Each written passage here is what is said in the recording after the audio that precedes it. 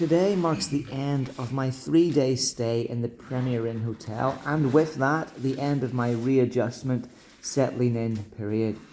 I'm now moving into the next chapter. This is where the rebuild, the reset, the restart truly begins. Let's do it. You know what I find strange, guys? I find it so strange that at 7:40 a.m. here in the UK, it's still really dark. I know it's the middle of winter. I know that maybe by March time the days will start getting lighter, but I just find it so weird because living in the Philippines, generally it gets dark at 6 p.m. and the sun rises at around 5:30, between 5:30 and 6 a.m. always throughout the year. So it's just a strange thing that I have to get used to again in with regards to UK life. So let's go down for the last breakfast in this Premier Inn hotel. And I'm wondering, so I've booked a Continental for 3 days, but I'm wondering if they'll allow me to change it because I quite fancy a big fry up this morning as my final farewell to this hotel. Let's go, let's do it.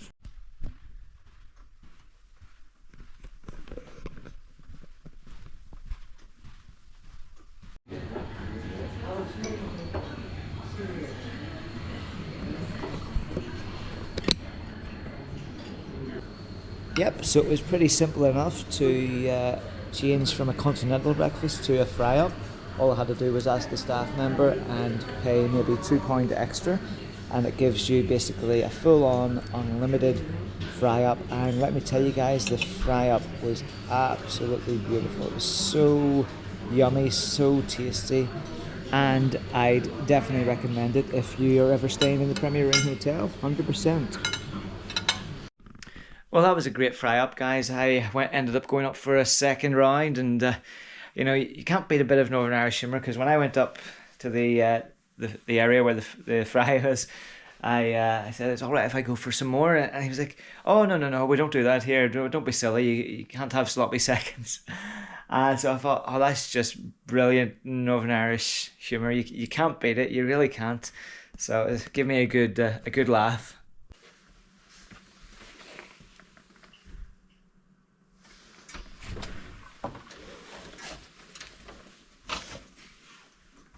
So guys, yesterday I checked out of the hotel and I slept on the sofa in my parents' house for the night.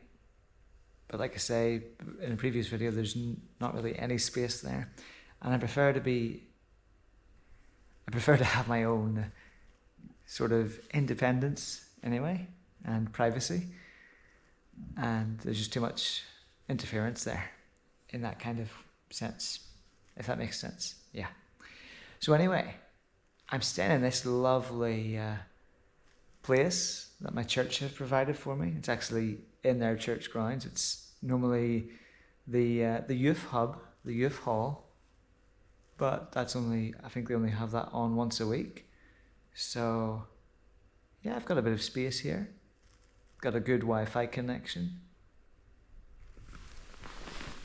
Got a pretty good sofa area here and over here as well, and they've provided a mattress for me, and the bedding will be transported another time, the bed rails. And they also, this is really kind of them, they also provided me with, they bought me some food, which is I really appreciate. So yeah, it's a good setup. It's almost like a flat or a hotel even. Better than a hotel. Kettle, water, good drinking water as well. Fridge. And then through there's a bigger kitchen on the other side, which I can do some cooking in as well. So yeah, it's good. And it means that I won't be late for church. You know, if I'm late for church, there's no excuse because I'm literally right next door. So yeah, this is going to be home for the next, for the foreseeable future. However long that will be, I don't know. You know, it feels, I don't really know what to say. It just feels very life feels very uncertain. It feels very up in the air, if that makes sense. You know, I don't have a car. I don't have a job. I don't have a home. Yet I'm being positive and being confident. I know that all these things will happen in time. I will get a car.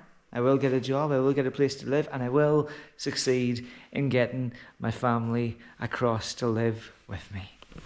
I've been here since, I think, 12 o'clock this afternoon. I think it's almost 9 p.m. now, or just after 9 p.m. And, you know, it's been so quiet. And because it's been so quiet, it makes you feel that you're alone. If that makes sense. Like I'm just used to the constant noise of the Philippines, the roosters,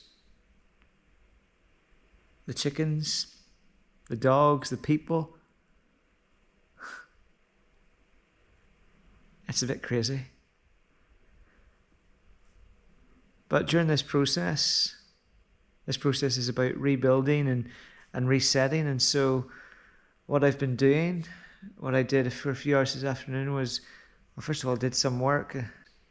But my main goal, my main objective is to gain full-time work. So I applied for a few jobs, filled in a couple of applications, that kind of thing. Met up with a friend earlier. He took me out. We went for we went to a burger restaurant, really. And one of the foods that I ordered was £19. Wow. So expensive. I was literally blown away by the prices on the menu. I couldn't believe it. Everything here is like that, I guess. So, yeah.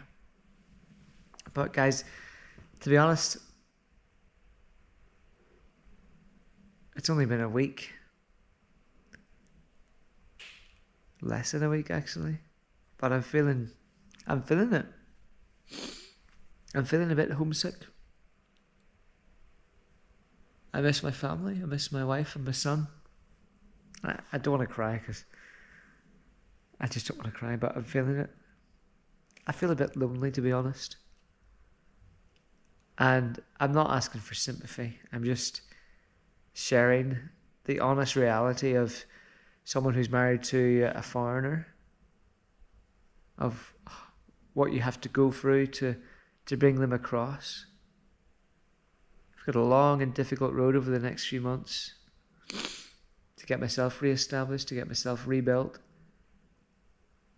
And then once we're smoothing things up, it'll be a lot easier. But there's my bed for tonight. Just a simple mattress on a floor in a church. Trust me. You see my life in the Philippines, I've had to do worse things. This is pretty comfortable. Yeah. So yeah, the Philippines is giving me a good grounding. If you can sleep anywhere in the Philippines, you can sleep anywhere here. And that's the way I look at it. It's absolutely freezing out there tonight. Very cold. Very cold. It's rainy and windy. It makes me miss the Philippines. It really does. But at the same time, it's still nice to be home and nice to see people again. So yeah, let's do this.